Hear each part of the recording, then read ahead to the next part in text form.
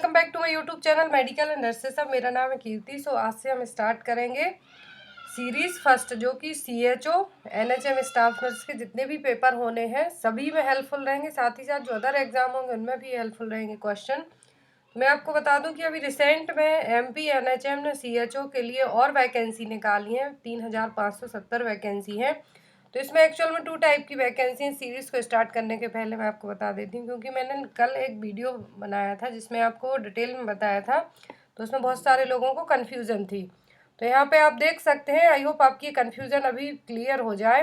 तो यहाँ पे इन्होंने साफ साफ लिखा हुआ है, आप यहाँ पे देख भी सकते हैं। इसको हम जूम करके देख लेते हैं कि इन्होंने जो 2 तरीके की वैकेंसी निकली हैं, एक तो जिसमें BSc nursing, post basic BSc nursing, GNM और BAMS वाले अप्लाई कर सकते हैं, जिसमें आपको किसी भी तरीके का CCH सर्टिफिकेट नहीं चाहिए है। और इसमें क्या होगा कि आपके लिए जो आप एग्ज़ाम देंगे उसके बाद आपको 6 महीने की ट्रेनिंग दी जाएगी। और जो सेकेंड वैकेंसी निकली है फॉर डायरेक्ट रिक्रूटमेंट है, फाइनल ईयर वालों के लिए, जो BSc नर्सिंग में 2020 का बैच है, जिनके पास CCS सर्टिफिकेट उनके क्यूरिकुलम में जुड़ा हुआ है, उनके लिए है। तो उनको 6 महीने की ट्रेनिंग नहीं दी जाएगी, उनको डायरेक्ट पोस्टिंग की जाएगी। ऐसा इसलिए हुआ है क्योंकि जो अभी रिसेंट में वैकेंसी निकली थी 3800, इसका एग्ज़ाम भी कंडक्ट करवाया गया था, बट उसमें 1680 सीटें बच गई थी। जो सीटें बची हुई थी उनके लिए इन्होंने फिर से वही वैकेंसी रख दी है 1680, और डायरेक्ट रिक्रूटमेंट के लिए 1890 सीटें हैं। तो इस तरीके से एग्ज़ाम आपका एक ही होगा दोनों के लिए, 6 month certificate community health nursing training के लिए भी और डायरेक्ट रिक्रूटमेंट के लिए। बट यहाँ पर इस बार सभी लोग एलिजिबल हैं इस वैकेंसी के लिए, जो BSc nursing, post basic BSc nursing, final year वाले, BMS वाले। और जो सेकेंड है, इसमें ट्रेनिंग नहीं दी जाएगी, डायरेक्ट रिक्रूटमेंट वालों को सीधा आपको एग्ज़ाम देने के बाद मेरिट के हिसाब से आपका रिजल्ट भी 2 कैटेगरी में आएगा। मैं आपको ये भी बता दूं, जिन भी लोगों ने ध्यान से नोटिफिकेशन नहीं पढ़ा वो एक बार ज़रूर पढ़ लें। इसमें साफ लिखा है कि जो मेरिट आएगी, जो BSc nursing, post basic BSc nursing, GNM और BAMS वाले अप्लाई करेंगे उनको सेपरेट मेरिट लिस्ट आएगी, क्योंकि उनको 6 महीने की ट्रेनिंग के लिए भेजा जाएगा इग्नू की तरफ से। और डायरेक्ट रिक्रूटमेंट वालों की सीधी पोस्टिंग करवा दी जाएगी सब सेंटर में, जो CCS सर्टिफिकेट वाले अप्लाई करेंगे। तो इस तरीके से यहाँ पे आपको आई होप किसी भी तरीके की कन्फ्यूज़न ना हो, इसलिए मैंने यहाँ पे आपको शॉर्ट में थोड़ा सा बता दिया है। और जो भी लोग अप्लाई करें एक बार वो TOR ज़रूर पढ़ लें इसका, ताकि आपके जो भी बचे हुए कन्फ्यूज़न हो वो क्लियर हो जाए। मैंने ऑलरेडी आपको बता दिया था, बट फिर भी आपको कन्फ्यूज़न है। यहाँ पर देखिए, यहाँ पर अलग से फिर भी लिखा हुआ है कि जो BSc nursing, post basic BSc nursing वाले अप्लाई करेंगे, GNM वाले अप्लाई करेंगे, उनके लिए क्या होगा कि सभी स्टेट के अप्लाई कर सकते हैं। बट आपका, यदि आप पास हो जाते हैं, इस जो MCQ बेस्ड आपका टेस्ट होगा उसमें यदि आप पास हो जाते हैं तो आपको 1 महीने का टाइम दिया जाएगा कि आप अपना MP नर्सिस रजिस्ट्रेशन काउंसिल में रजिस्ट्रेशन करवा लें। यदि 1 महीने का टाइम दिया गया और उसके बाद भी आपका रजिस्ट्रेशन नहीं हो पाया, देन आपका एडमिशन है जो कैंसिल कर दिया जाएगा। और जो यहाँ पर कम्युनिटी हेल्थ ऑफिसर जो सीधी भर्ती होनी है, जिनकी डायरेक्ट रिक्रूटमेंट वाले हैं, फाइनल ईयर वाले हैं, जिनके पास CCS सर्टिफिकेट है 2020-2021 के सेशन वाले, तो उनको क्या करना होगा कि यदि उनका एग्ज़ाम नहीं हो पाया है तो उनको अपने कॉलेज के प्रिंसिपल से एक लेटर पर पूरा लिखवाना होगा कि मैं इस कॉलेज का हूँ, मेरे यहाँ पर ये सभी चीज़ें ऐड हैं क्यूरिकुलम में। तो यहाँ पर फॉर्मेट भी दिया हुआ है वन, तो आपको ये देखिए कॉलेज लेटर, यहाँ पर एक कॉलेज का लेटर लेना है आपको कि जो BSc नर्सिंग है, पोस्ट बेसिक BSc नर्सिंग है, विथ CCH के कंप्लीट है, बट एग्ज़ाम नहीं हुआ है, फिर भी हम अप्लाई कर रहे हैं। तो कॉलेज लेटर का हेड यहाँ पे आपको लगाना है। जो भी लोग अप्लाई करें, आई होप आपके लिए कन्फ्यूज़न सभी क्लियर हो गई हो। तो चलो हम देखते हैं आज का वीडियो। जो सीरीज़ फर्स्ट में हम क्वेश्चन, मैंने यहाँ पर एटलीस्ट 40 क्वेश्चन आपको ऐड किए हैं, जो डेली आपको अभी सेशन रहेगा, पर वीडियो में 40-50 क्वेश्चन रहेंगे। तो आई होप आपके एग्ज़ाम के लिए हेल्पफुल रहे। तो यहाँ पर 40 क्वेश्चन है। और जो भी लोग ANM की तैयारी कर रहे हैं उनके लिए आज से जो मेरा दूसरा चैनल है GK विद कीर्ति, उसमें जनरल नॉलेज और साथ ही साथ हिंदी बेस्ड MCQ आपको उसी चैनल पर मिलेंगे, तो आप वहाँ पे जाके देख सकते हैं। तो यहाँ पर फर्स्ट क्वेश्चन है, which is the disorder of metabolism of carbohydrate. तो कार्बोहाइड्रेट मेटाबॉलिज्म का यहाँ पर कौन सा डिसऑर्डर है? ऑप्शन है diabetes mellitus, hypertension, hernia and seizures. तो यहाँ पर जो क्वेश्चन लिए गए हैं ये NHM के इसी साल के एग्ज़ाम के क्वेश्चन है, 2021 के ही। तो कार्बोहाइड्रेट मेटाबॉलिज्म के कारण जो डिसऑर्डर होता है वो है डायबिटीज मेलाइटिस। बाकी सभी ये कार्बोहाइड्रेट या फिर किसी भी तरीके के जो आयरन, प्रोटीन या फिर फैट होता है उनसे किसी के भी कारण नहीं होने वाली प्रॉब्लम है, but a non communicable disease में भी आएंगी। तो आपको ये भी याद रखना है। तो जो कार्बोहाइड्रेट मेटाबॉलिज्म के कारण जो प्रॉब्लम होगी यहाँ पर वो क्या होगी, diabetes mellitus. Next is which drug is used to manage severe eclampsia, pre-eclampsia and acute nephritis in children। तो यहाँ पर 3 डिसीज बताई गई हैं कि कौन सी मेडिसिन यूज की जाएगी। एक्लेम्सिया, प्री एक्लेम्सिया जो कि प्रेगनेंसी में होने वाली हाइपरटेंशन की प्रॉब्लम है, and acute nephritis in children. तो कौन सी मेडिसिन यूज करेंगे, ऑप्शन है एपिनेफ्रिन, एट्रोपिन, नॉरएड्रेनालिन या फिर MgSO4 मैग्नीशियम सल्फेट। सभी को पता है कि सीवियर एक्लेम्सिया, प्री एक्लेम्सिया में जो मेडिसिन यूज की जाती है ट्रीट करने के लिए वो क्या है, मैग्नीशियम सल्फेट। बट बच्चों में यदि एक्यूट नेफ्राइटिस की कंडीशन होती है तो उनको ट्रीट करने के लिए भी MgSO4 दे सकते हैं। इसका डिफरेंट डोज रहेगा बच्चों में। तो यहाँ पर इसका सही आंसर क्या होगा, D, magnesium sulphate. Next is unreserved hypovolemic shock progress to which of the following type of shock. तो यदि हाइपोवॉल्यूमिक शॉक को अनट्रीटेड छोड़ दिया जाए तो किस शॉक की कंडीशन में कन्वर्ट हो सकता है। ऑप्शन है anaphylactic shock, cardiogenic shock, septic shock या फिर न्यूरोजेनिक शॉक। तो हाइपोवॉल्यूमिक शॉक की प्रोग्रेस होगी तो कौन से टाइप का शॉक हो सकता है, तो होगा कार्डियोजेनिक शॉक, जिसमें हमारा हार्ट क्या करेगा, जितनी बॉडी को ज़रूरत है ब्लड की उतना ब्लड पंप नहीं करेगा हार्ट। तो ये कंडीशन क्या कहलाएगी, कार्डियोजेनिक शॉक। और हाइपोवॉल्यूमिक शॉक यदि अनट्रीट छोड़ा तो किस में कन्वर्ट होगा, वो कार्डियोजेनिक में। Next is the vaccine that is administered after exposure is. इनमें से कौन सी वैक्सीन है आफ्टर एक्सपोजर, मतलब कि कोई डिसीज हो जाए उसके होने के बाद एडमिनिस्टर की जाएगी, तो वो क्या कहलाएगा, आफ्टर एक्सपोजर। तो कौन सी वैक्सीन है जो आफ्टर एक्सपोजर दी जाएगी। ऑप्शन है मीजल्स, टाइफॉइड, मम्स या फिर रेबीज। तो इनमें से कौन सी वैक्सीन है जो आफ्टर एक्सपोजर दी जाएगी, तो वो है रेबीज। बाकी सभी प्रीवियसली दे दी जाती हैं, प्राइमरी प्रिवेंशन के तहत दे दी जाती हैं, बट जो आफ्टर एक्सपोजर है कि कोई डिसीज हो जाए या फिर कुछ भी ऐसी रेबीज की कंडीशन एक ऐसी प्रॉब्लम है जब डॉग बाइट करेगा, यदि इन्फेक्टेड डॉग बाइट करेगा तभी आपको रेबीज की कंडीशन होगी। तो उसके लिए आफ्टर डॉग बाइट के बाद वैक्सीन दी जाएगी, ना कि आपको पहले से ही वैक्सीनेट कर दिया जाएगा। तो इसीलिए यहाँ पर इसका सही आंसर क्या होगा, डी, रेबीज।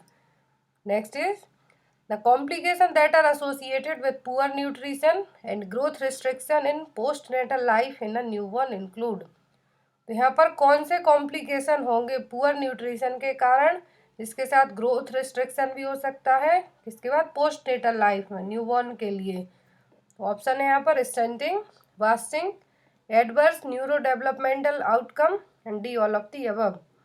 तो पुअर न्यूट्रिशन के कारण सभी प्रॉब्लम हो सकती हैं। तो यहाँ पर इसका हम सही आंसर क्या करेंगे, D, all of the above. और मैं एक चीज़ और बता दूं कि जिन भी लोगों का आफ्टर 6 मंथ की ट्रेनिंग के बाद एग्ज़ाम होना है उनके लिए भी ये क्वेश्चन हेल्पफुल है, तो वो लोग भी इस वीडियो को देख सकते हैं, क्योंकि मेरे पास रिसेंट में बहुत कमेंट्स आ रहे हैं, मैसेज भी आ रहे हैं कि जिन लोगों का आफ्टर 6 मंथ की ट्रेनिंग के बाद एग्ज़ाम होगा उनके लिए सिलेबस क्या रहेगा। तो सिलेबस जो आपको ऑफिशियल दिया गया है वही रहेगा, बट क्वेश्चन आप ये भी देख सकते हैं। और आई होप जो भी लोगों ने पहले पेपर दिया हो, पुराने पेपर भी आप एक बार ज़रूर चेक कर लें, तो उनमें क्वेश्चन आए हुए हैं। तो यहाँ पर इसका आंसर क्या होगा, D, all of the above. Next is in a restaurant a person suddenly collapse choking while eating food, the ideal method to clear the airways to use which of the following method. तो यहाँ पर कोई person है suddenly collapse हो गया है, किसके कारण, खाना खा रहा है, कुछ भी फूड ले रहा है, तो चोकिंग के कारण। तो चोकिंग हुई है, तो चोकिंग के लिए यदि हम एयरवे क्लियर करना है, चोकिंग के कारण एयरवे बंद हुआ है, उसको क्लियर करने के लिए कौन सी मेथड का यूज़ करेंगे। ऑप्शन है जाथस मैन्यूवर, हेड टेल चिन लिफ्ट मैन्यूवर, हेमलिट मैन्यूवर या फिर वाल्साल्वा मैन्यूवर। तो यहाँ पर मेथड दी हुई है सभी एयरवे क्लियरेंस के लिए हैं, एयरवे ओपन करने के लिए, बट चोकिंग हुई है तो चोकिंग के लिए हम किस मेथड से है जो एयरवे क्लियर करेंगे, तो वो होगा हेमलिश मैन्यूवर। तो यहाँ पर इसका आंसर क्या होगा, सी, हेमलिच मैन्यूवर को यूज़ किया जाएगा यदि एयरवे चोक हुआ है कुछ फॉरेन मटेरियल खाने से या फिर कुछ भी खाना खाने के कारण, तो उसको हम किससे क्लियर करेंगे, हेमलिच मैन्यूवर से। Next is the formula for calculating mean arterial pressure is. तो मीन आर्टेरियल प्रेशर को कैलकुलेट करने के लिए कौन सा फॉर्मूला हम यूज़ करेंगे। तो यहाँ पर ऑप्शन दिए हुए हैं, diastolic blood pressure plus systolic blood pressure divided by 3, diastolic blood pressure plus 2 into systolic blood pressure divided bye 4। तो यहाँ पर ऑप्शन पढ़ने से बेटर है कि आपको डायरेक्ट आंसर बता दिया जाए। मीन आर्टेरियल प्रेशर को कैलकुलेट करने का जो फॉर्मूला है वो है systolic blood pressure plus 2 into diastolic blood pressure divided by 3। तो इस मेथड के थ्रू आप जो arterial pressure, mean arterial pressure है उसको कैलकुलेट कर सकते हैं। Next is in compensatory stage of shock the patient blood pressure remains within normal limit, the factor that contribute to maintain adequate cardiac output R. तो यहाँ पर कंपनसेंट्री stage of shock है, तो ब्लड प्रेशर क्या है, normal limit में है, लेकिन कौन से फैक्टर हैं जो एडिक्वेट सफिशिएंट कार्डियक आउटपुट के लिए हेल्पफुल रहेंगे। ऑप्शन में है increased contractility of the heart, vasoconstriction, increased heart rate या फिर इंक्रीज्ड मूवमेंट ऑफ एक्सट्रीमिटीज़। तो कौन से फैक्टर हेल्पफुल रहेंगे एडिक्वेट कार्डियक आउटपुट के लिए, तो वो होंगे एक्सट्रीमिटीज़ का मूवमेंट करना, जो एक्सट्रीमिटीज़ हाथ पांव उनको चलाते रहना, क्या होगा, आपका जो ब्लड प्रेशर है वो नॉर्मल ही रहेगा और कार्डियक आउटपुट को सही रखने के लिए एडिक्वेट जितनी ज़रूरत है उतनी की हेल्प मिलेगी। तो आंसर होगा D. Next is a type of presentation in which the fetal buttocks present at the pelvic inlet and the denominator in sacrum is called as। तो यहाँ पर जो फीटल बटक कहाँ पर प्रेजेंट है, पेल्विक इनलेट में, तो ये कौन सा प्रेजेंटेशन कहलाएगा। ऑप्शन है वर्टेक्स, ब्रीच, नी या फिर footling presentation.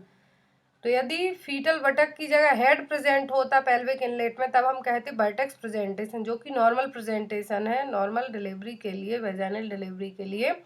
But foetal buttocks present हैं पेल्विक इनलेट में, तो हम इसको क्या कहेंगे, ब्रीच प्रेजेंटेशन।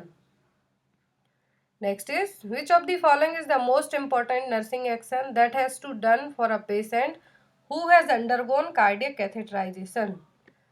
तो यहाँ पर मोस्ट इंपॉर्टेंट नर्सिंग एक्शन क्या होगा यदि कोई पेशेंट कार्डियक कैथेटराइजेशन के लिए जा रहा है। तो ऑप्शन में है check for pulse deficit, elevate the head end of bed, assess the catheterization site for bleeding और D provide a bed cradle. तो कार्डियक कैथेटराइजेशन के लिए यदि कोई क्लाइंट जा रहा है तो सबसे हमारी फर्स्ट प्रायोरिटी क्या होगी एज अ नर्स, वो होगी कि जहाँ पर कैथेटराइजेशन होना है उस साइट पर ब्लीडिंग तो नहीं है किसी भी तरीके की या फिर हो सकती है। तो आंसर होगा यहाँ पर सी, assess the catheterization site for bleeding। Next is a nurse is assigned to take off a patient with multiple sclerosis, the priority nursing diagnosis for the patient would be। तो मल्टीपल स्क्लेरोसिस के patient को यदि कोई nurse है जो assist कर रही है, रिस्पॉन्सिबिलिटी दी गई है, तो आपकी फर्स्ट प्रायोरिटी क्या होगी उसको डायग्नोस करने के लिए। नेक्स्ट इज इम्पेयर्ड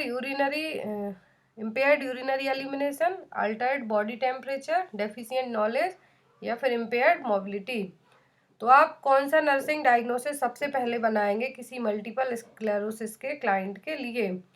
तो यहाँ पर इसका जो बेस्ट ऑप्शन होगा, बेस्ट डायग्नोसिस आप बनाएंगे वो होगा इम्पेयर्ड यूरिनरी एलिमिनेशन, क्योंकि यहाँ पर सबसे बड़ी प्रॉब्लम वही दिख रही है। तो सबसे फर्स्ट डायग्नोसिस आपका क्या होगा, impaired urinary elimination. Next is the indication for a newborn to be given positive pressure ventilation soon after birth is when. तो किसी न्यूबॉर्न बेबी को आफ्टर बर्थ के बाद पॉजिटिव प्रेशर वेंटिलेशन हम कब देंगे। ऑप्शन है heart rate less than 100 beat per minute, cyanosis in baby, SpO2 level below 95%, baby is not crying at birth. तो आप जो पॉजिटिव प्रेशर वेंटिलेशन बेबी को देंगे जब हार्ट रेट कितनी हो, less than 100 beat per minute हो, क्योंकि जो न्यूबॉर्न बेबीज होते हैं उनकी जो एक्चुअल हार्ट रेट होती है वो होती है 120 से 160 की रेंज में रहती है। बट यदि लेस देन 100 होती है तब हमें क्या करना है, पॉजिटिव प्रेशर वेंटिलेशन प्रोवाइड कराना होगा। Next is the factor that result in increasing the serum osmolarity are all except. तो यहाँ पर सभी फैक्टर हैं, सभी डिसीज इनके कारण सीरम ऑस्मोलैरिटी है जो बढ़ेगी, बट किसी एक को छोड़कर, जिसमें सीरम ऑस्मोलैरिटी क्या होगी, कम होगी। ऑप्शन है डायबिटीज इंसिपिडस, यूरेमिया, हाइपरग्लाइसीमिया या फिर रीनल फेलियर।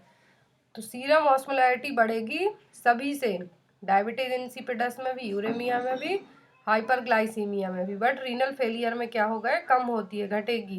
तो यहाँ पर आंसर क्या होगा, D, renal failure. Next is the characteristic of fluid volume deficit include all except. तो fluid volume deficit, fluid volume की कमी है जो सभी उसके कैरेक्टरिस्टिक हैं, सभी लक्षण हैं यदि बॉडी में फ्लूइड की मात्रा है जो कम होगी, बट किसी एक को छोड़कर। ऑप्शन में decrease skin turgor, postural hypotension, increase temperature, increase central Venus pressure.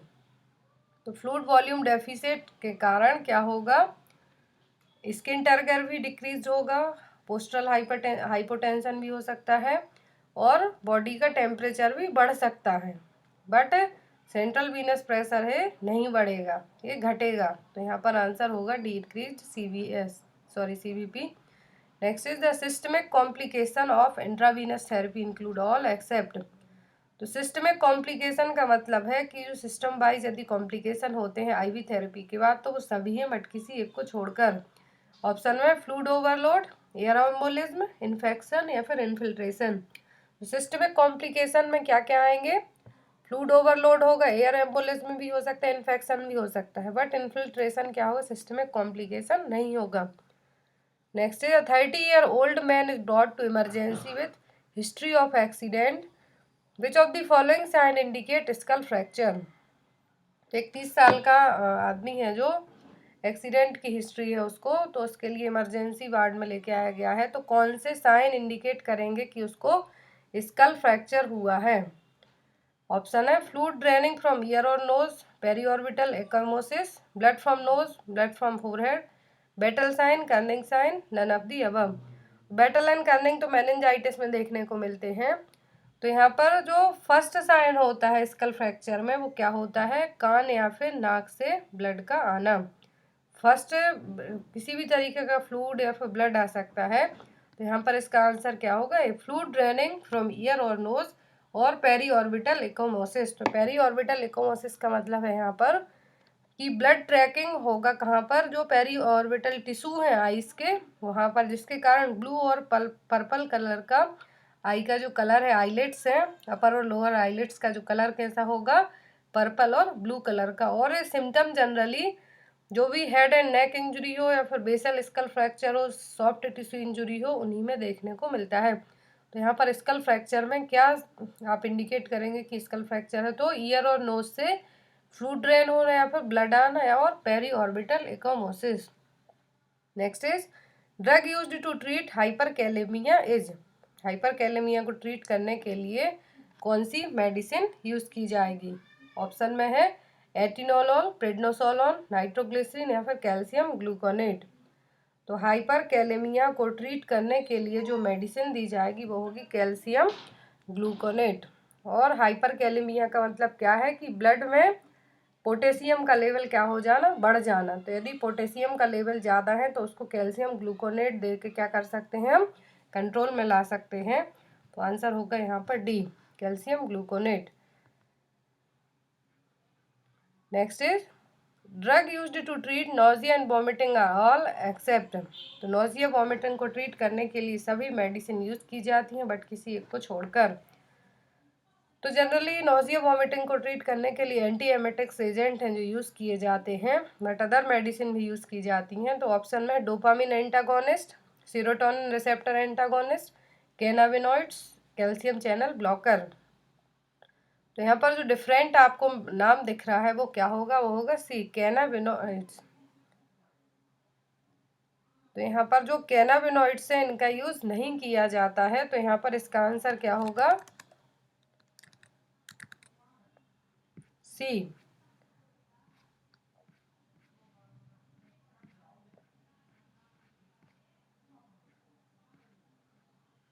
यहाँ पर इसका आंसर होगा, ये रहा क्वेश्चन नंबर 18, इसका सही आंसर होगा C. Next is the function of state nursing council is all except. तो यहाँ पर स्टेट नर्सिंग काउंसिल के एसएनसी के सभी फंक्शन है बट किसी एक को छोड़कर। ऑप्शन में ensure proper training is given in the institution, approved training institution, register all trained nurses and provide license to practice, provide employment to all trained nurses। तो यहाँ पर एसएनसी के स्टेट नर्सिंग काउंसिल के सभी function हैं कि proper training provide करवाई जानी इंस्टीट्यूशन से, अप्रूव ट्रेनिंग इंस्टीट्यूशन जो भी इंस्टीट्यूशन है उनको ट्रेनिंग के लिए अप्रूवल देना, और जितनी भी ट्रेंड नर्सेस हैं उनको लाइसेंस प्रोवाइड कराना प्रैक्टिस के लिए। बट एम्प्लॉयमेंट प्रोवाइड कराना एसएनसी का काम नहीं है स्टेट नर्सिंग काउंसिल का। तो यहाँ पर आंसर होगा D, provide employment to all trained nurses. Next is hypoxemia में be caused by all of the following factor except. तो हाइपोक्सिया की कंडीशन है जो सभी फैक्टर के कारण हो सकती है बट किसी एक को छोड़कर। तो हाइपोक्सिया में क्या होता है कि जो ऑक्सीजन की मात्रा है या फिर एब्सेंस रहेगी ऑक्सीजन कहाँ पर, टिश्यू में। तो टिश्यू में यदि ऑक्सीजन की मात्रा कम रहेगी या एब्सेंस रहेगी तो ये कंडीशन क्या कहलाएगी, हाइपोक्सिया। सभी फैक्टर रिस्पॉन्सिबल हो सकते हैं हाइपोक्सिया को बट किसी एक को छोड़कर। ऑप्शन है decrease haemoglobin, respiratory problem, decrease in blood supply to an area and increase haemoglobin.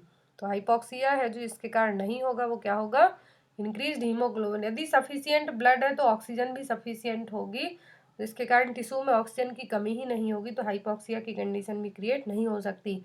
तो यहाँ पर आंसर क्या होगा, डी, इंक्रीज हीमोग्लोबिन।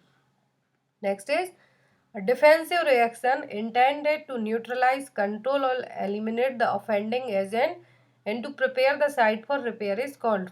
एक डिफेंस रिएक्शन है हमारी बॉडी का जिसमें क्या होगा कि न्यूट्रलाइज किया जाएगा कोई भी बाहर का फॉरेन मटेरियल आए, एजेंट हो, ऑफेंडिंग एजेंट हो, तो उसको एलिमिनेट करने के लिए हमारी बॉडी उस साइट को प्रिपेयर करेगी या फिर रिपेयर करने की कोशिश करेगी।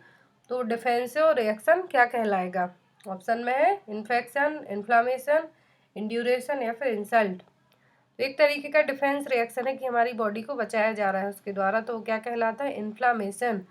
यदि बॉडी अपनी तरीके से डिफेंसिव रिएक्शन शो करेगी, कोई भी एजेंट या फिर कुछ भी लग जाना, तो वहाँ पर इन्फ्लामेशन होगा, स्वेलिंग होगा, तो वो क्या कहलाएगा, डिफेंसिव रिएक्शन ऑफ बॉडी। इसको हम क्या कहेंगे, इन्फ्लामेशन।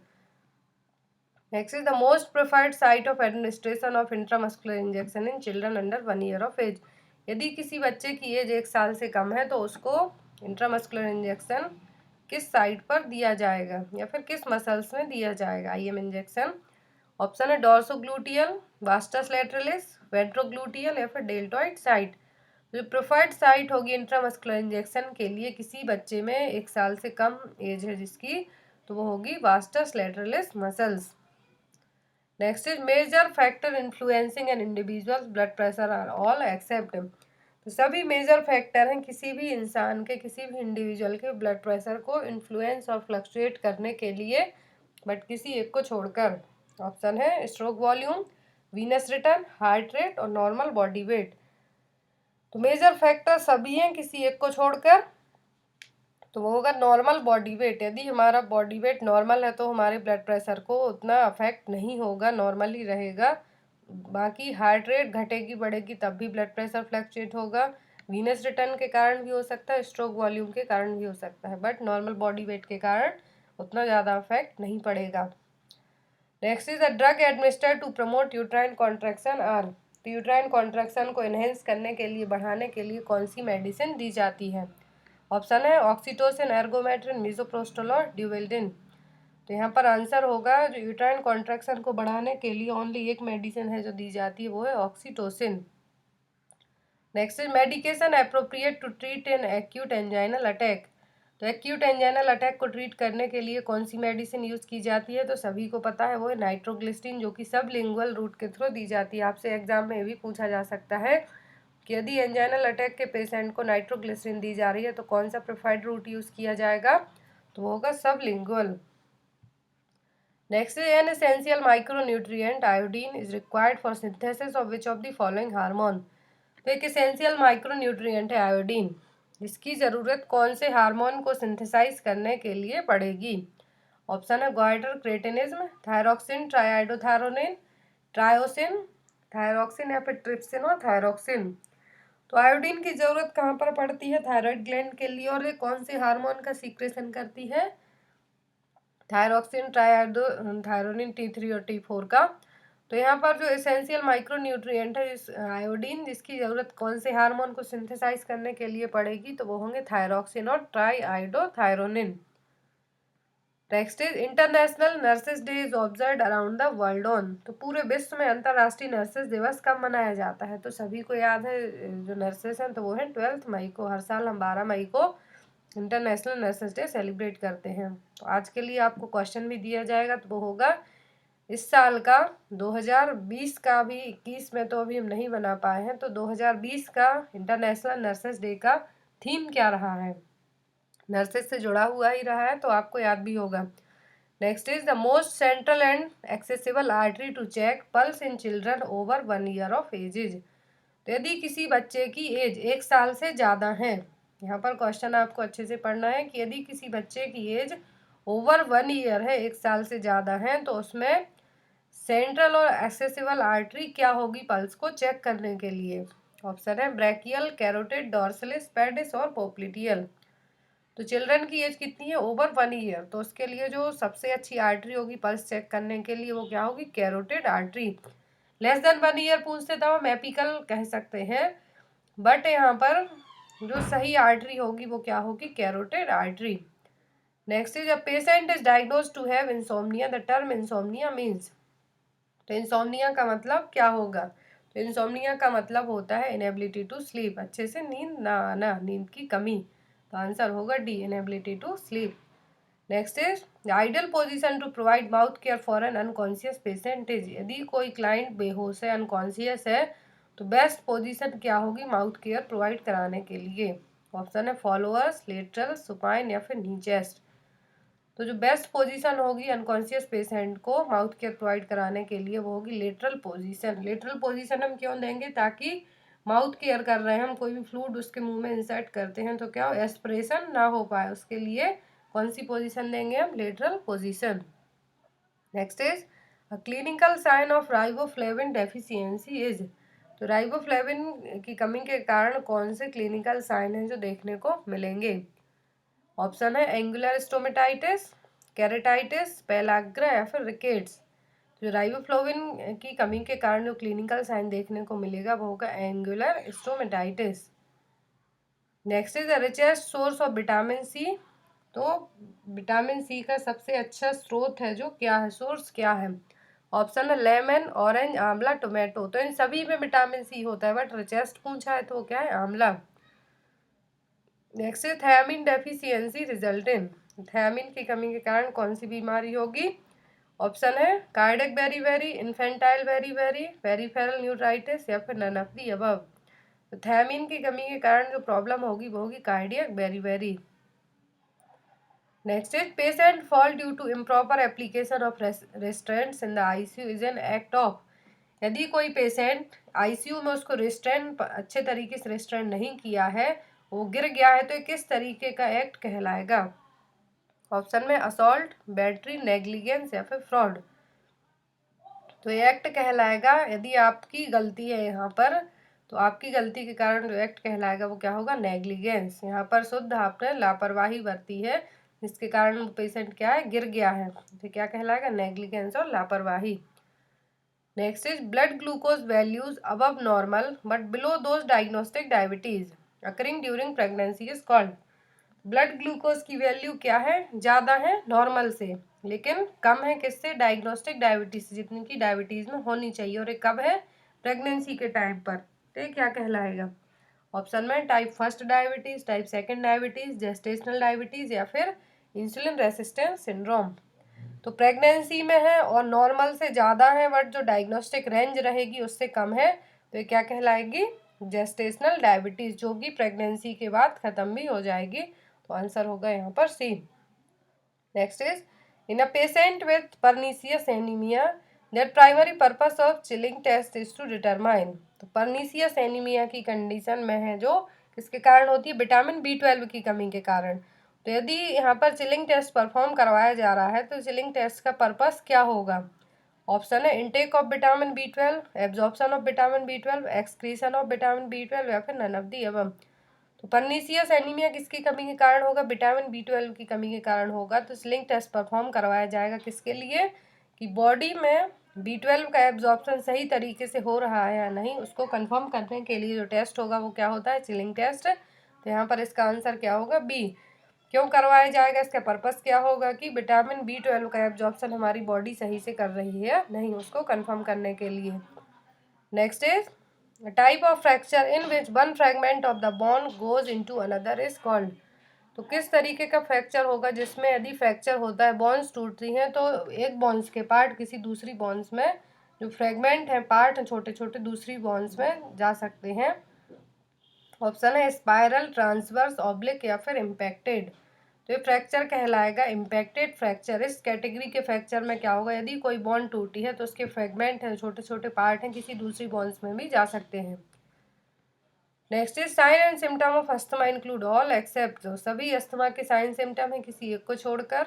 ऑप्शन में shortness of breath, fever, wheezing या फिर चेस्ट पेन। तो साइन और सिम्टम क्या क्या है अस्थमा के? Shortness of breath, Beijing sound आएंगे, चेस्ट पेन भी हो सकता है, बट फीवर है जो कभी भी नहीं रहता है। यदि इन्फेक्शन है तब रहेगा, बट ओनली अस्थमा में फीवर नहीं रहेगा। Next is the sign and symptom of Parkinson's disease is. तो पार्किंसंस डिसीज के सिम्टम कौन से हैं? ऑप्शन है tremor, impaired posture and balance, speech changes और D all of the above. तो पार्किंसंस के सभी सिम्टम है, ट्रिमर्स भी रहेंगे, पोस्चर भी सही नहीं रहेगा, बोलने में भी प्रॉब्लम होगी, तो आंसर होगा D all of the above. तो गाइस ये थे टोटल 39 क्वेश्चन। आई होप आपको वीडियो अच्छा लगा हो, और जिन भी लोगों को रिसेंट में MP CHO के 2 फरवरी से फॉर्म फिलअप होने 17 फरवरी तक, उनके डाउट्स भी क्लियर हो गए हों, कोई भी प्रॉब्लम हो, तो ये रहा आपके लिए MP NHM की ऑफिशियल वेबसाइट पर जाके आप इस जो उनके टर्म्स एंड कंडीशन है, नियम पुस्तिका जिसको हम हिंदी में कहें 2021-22 के लिए, वो पढ़ लें। और जिन भी लोगों को सिलेबस रिलेट करती हुई प्रॉब्लम है, तो आज ही आपको पूरा सिलेबस भी बता दिया जाएगा कि इस बार MP NHM CHO में क्या सिलेबस रहेगा। तो thank you for watching us, bye bye.